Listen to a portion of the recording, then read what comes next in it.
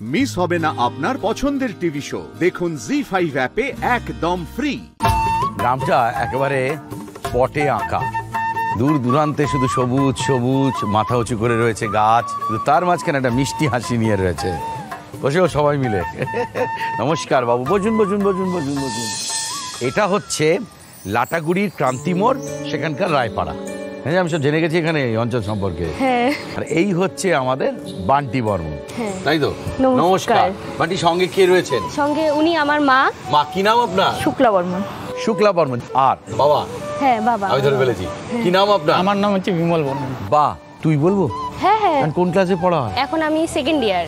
এই যে বাড়িতে আসার পরের থেকে শুধু চোখ জুড়িয়ে যাচ্ছে এই বেতের কাজকর্ম দেখে, এত সুন্দর সুন্দর জিনিস।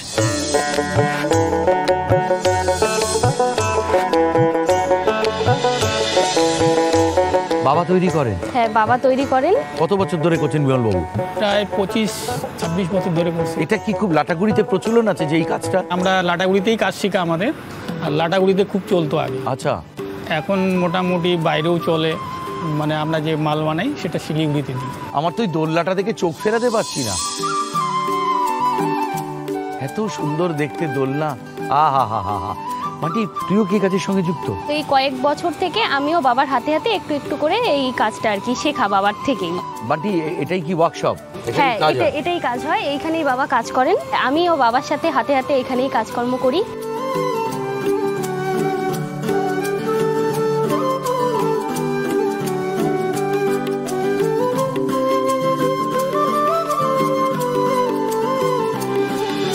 বাহ, এরকম একটা চেয়ার তৈরি করতে কত সময় লাগে? ফ্রেমটা যদি করা থাকে তাহলে এটা 2-2.5 দিনের মধ্যে এটা হয়ে যায়। ফ্রেমটা করতে কতদিন লাগে? অনেকটা সময় ধরে করলে এটা একদিনেই কমপ্লিট হয়ে যাবে। তোমার কতটুকু দান আছে এই চেয়ারটার মধ্যে? এই যে সাধারণ যে সুতোর কাজ বা এই যে বুননের, এই যে বুননগুলো, হ্যাঁ বুননগুলো, এগুলো সুতোর বলিস তো? হ্যাঁ, সুতো, সুতো বলি, বেতের সুতো। বেতের সুতো, বেতের সুতো। তো কিভাবে এই মানে কাজেতে ঢুকেছিলেন? আমি এই কাজে ছোটবেলায় ঢুকেছিলাম। আপনার বাবা কি এই কাজ করতেন? না, আমার বাবা করতো না। আমার এখানে জন্মস্থান এখানে না, আমার জন্মস্থান হচ্ছে কুচবিহার ডিস্ট্রিক্ট। আচ্ছা। এখানে আমার আগে দাদুর বাড়ি, মাসিরা ছিল, আমার মার বাড়ি আর কি এখানে লাটাগুড়ি। আচ্ছা। মা, আমার বাবা মারা যাওয়ার পরে মা এখানে চলে আসে। আচ্ছা। আমি আর কি খুবই ছোট ছিলাম তখন। কিছুদিন যাওয়ার পরে আমাকে বেতের কাজে ঢুকানো। দিদি, মেয়ে যখন ইন্টারেস্ট হলো তখন আমি ওদের উৎসাহ দিচ্ছি হ্যাঁ যে তুই কর। তো কিভাবে ইন্টারেস্ট তোর গ্রো করলো? একটা বাচ্চা মেয়ে। আমি আঁকাটা ছোট থেকেই শিখি, তো যেহেতু বাবা এই কাজটা ছোটবেলা থেকেই দেখা বাবার থেকে, তো আমারও ভালো লাগতো এই কাজটা। বেশ বোনা, সুতোর এই পেঁচানো বা কিছু মানে মানে মোটামুটি ভারী কাজটা তো আমার পক্ষে করা সম্ভব নয়, সেটা বাবাই তৈরি করে দেয়।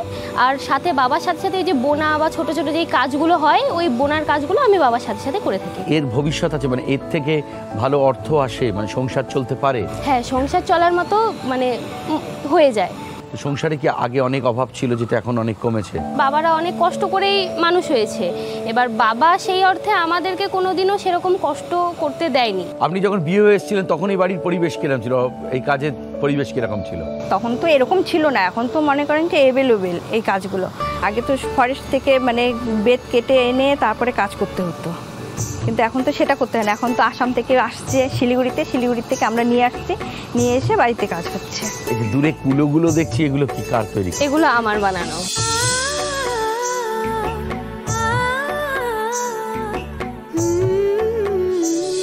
কুলোর উপরে আঁকার এটা ইচ্ছে কবে থেকে হলো? সালটা 2022।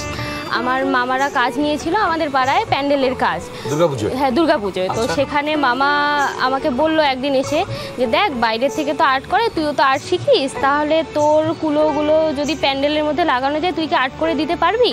তাই আমি বললাম যে হ্যাঁ পারবো আর্ট করে দিতে। তো তারপর ওই প্যান্ডেলের কাজটা করার পর তখন তো শুধুমাত্র নিজেদের পাড়ায়, এবার তারপর ওই আমার কুলোর কাজ দেখে আমাকে যিনি বাড়িতে পড়াতেন আর কি, ওই স্যার আমাকে বললেন কি যে তুমি তো বেশ ভালোই আর্ট টার্ট করছো, তাহলে এগুলো তো বিক্রি করতে পারো অনলাইনে। তো উনি আবার ফেসবুকে পোস্ট করেছিলেন, এখন তো সবই ওই সোশ্যাল মিডিয়ার যুগ। তো উনি পোস্ট করেছিলেন, উনি পোস্ট করার পর তারপর থেকেই বিয়ের অর্ডার বা ঘর সাজানো বা রিসর্টে সাজানোর জন্য সবাই আর কি আমাকে তারপর অর্ডার দিতে থাকে, আমিও সেগুলো অনলাইনের মাধ্যমে পাঠাতে থাকি। নতুন দিক খুলে গেল। নতুন দিক।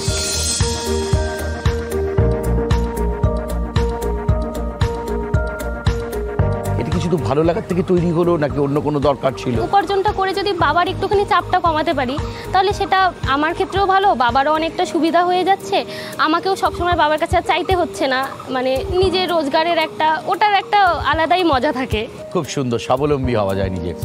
এই কাজ কি চিরজীবন বাড়িতেই উনি করেন? না, উনি বাড়িতে এই কাজটা করতেন না। আমার জন্মের পর থেকে আমি দেখেছি বাবা বাইরে কাজ করতো। এবার বাইরে মাঝে মাঝে বাড়ি আসতো, ওই তাও 6-7 মাস পর, কোনোবার 5 মাস পর। 6-7 মাস কোথায় থাকতেন? আমি দিল্লিতেও কাজ করছিলাম, কেরালাও কাজ করছি, তারপরে আন্দামানেও কাজ করছি। বেতের কাজ? বেতের কাজ। যাদের দোকান শোরুম টোরুম আছে ওরা ফ্যাক্টরি তো খুলছে, ফ্যাক্টরির জন্য আমাদের কাজের জন্য নিয়ে যায়। আমাদের 1 পয়সা খরচা হয় না, তাতে সব কিছু ওনাদের খরচা। আচ্ছা, মোটামুটি দিল্লিতে প্রায় 7 বছর কাজ করেছিলাম। কিন্তু আপনার বিয়ের পরেও কি উনি বাইরে কাজ করছিল? বিয়ের পরে আমি কেরালা গেছি। কেরালাতে? হ্যাঁ, প্রথমে গেছিলাম আন্দামানে, প্রায় বছর খানিক ছিলাম। আন্দামানে উনি স্যার ছিলেন, উনি কাজ শেখাতেন আর কি। বাবা, তো তখন মেয়েকে নিয়ে একা আপনি? আমার যখন বিয়ে হলো তখন তো আমি তো প্রথমে ভাড়া বাড়িতে ছিলাম, হ্যাঁ, আর উনি কাজ করতেন হচ্ছে বাগডোগরাতে। আমি মাটিগাড়াতে একা একা থাকতাম। তারপরে এইভাবে থাকতে থাকতে বছর 1.5 কেটে গেল ওইদিকে। বাড়িতে কিন্তু আমাদের অমর ছিল আর কি, আমাদের নিজেরাই বিয়ে করা আর কি। নিজেরাই বিয়ে করা, তা বাড়িতে উঠায়নি। তারপরে এভাবে আস্তে আস্তে আর কি যোগাযোগ হয় আর কি। ও কত বছর বাদে হলো? ও আমাদের বিয়ে হওয়া 2-2.5 বছর বাদে হয়েছে। তখন সংসারের অবস্থা কিরকম ছিল? অবস্থা তো তখন খারাপই ছিল, মানে তখন তো সেরকম রোজগার ছিল না। ঘর ভাড়া দেবো না নিজেরা খাবো না কি করব, এরকম একটা পরিস্থিতি চলে আসলো। তা আমাদের বর্ষার দিনের ব্যাপার, উনি যদি যায় কাজে বিদ্যুৎ চমকায়, তারপরে হচ্ছে এই ঝড় বৃষ্টি, একা একা থাকি, কখন আসবে। আর সেই জায়গাটাও গ্রাম ছিল তখন আর কি। মা বলল, বাবাদের কাকাদের মানালো যে নিয়ে আসি, একটাই মেয়ে আমাদের বাড়িতে। বাগডোগরা থেকে তখন চলে আসলাম। এতদিন তো বাপের বাড়িতেই ছিলাম, ওখান থেকে মেয়েদের পড়াশোনা, স্কুলে নিয়ে যাওয়া নিয়ে। হ্যাঁ, বাপের বাড়িতেই ছিলাম। ও সেখানেই ও বড় হয়েছে? হ্যাঁ, সেখানেই ও বড় হয়েছে। তারপরে ছোট মেয়ে ওখানেই বড়। ওরা 2 বোন? হ্যাঁ, ওরা 2 বোন। ছোট মেয়ে ওখানেই বড়। ওর বাবা তো তখন বাইরে কাজ করলো। তারপরে তো আস্তে আস্তে মেয়ে বড় হলো। বড় হওয়ার পরে তারপরে তো মেয়ে তখন বলছে যে মা, বাবা কেন বাইরে কাজ করবে, বাড়িতেই একটু একটু করে করুক। ওই বলার পর তারপর মোটামুটি এই 8.5-9 বছর আগে বাবা বাড়ি চলে আসে। তখন থেকে বাড়িতেই আস্তে ধীরে একটু একটু করে কাজ, মানে আগের থেকেও যদিও বা ছিল বাড়িতে কাজ, তখন তো চলতো না। তারপর আস্তে ধীরে এই লাটাগুড়ির দিকে যখন এই ট্যুরিজমের ব্যবসাটা শুরু হলো, তখন লাটাগুড়িতে একটু একটু এই বেতের কাজের প্রচারটা বেশি বেড়ে গেল। মানে বিভিন্ন ধরনের ছোট জিনিস, তারপরে এই যে ছোট ছোট মোড়া, চেয়ার, টেবিল, এইসব জিনিসগুলো তখন থেকে এই লাটাগুড়িতে শুরু হলো। তো এই প্রচার কত দূর পৌঁছেছে বলতে এখান থেকে বাবারা তৈরি করে শিলিগুড়িতে দিচ্ছে, সেখান থেকে একজন নিচ্ছে, নেওয়ার পরে এই জিনিসগুলো মোটামুটি মালয়েশিয়া থেকে শুরু করে বিভিন্ন ধরনের জায়গায়, মানে বাইরে বিদেশে পর্যন্ত এই জিনিসগুলো ওই এক্সপোর্ট ইম্পোর্টের মাধ্যমে। মালয়েশিয়া থেকে শুরু করে বিদেশ সব জায়গায় যাচ্ছে? হ্যাঁ, সব জায়গাতেই এখন বেতের জিনিসের বেশ প্রচার।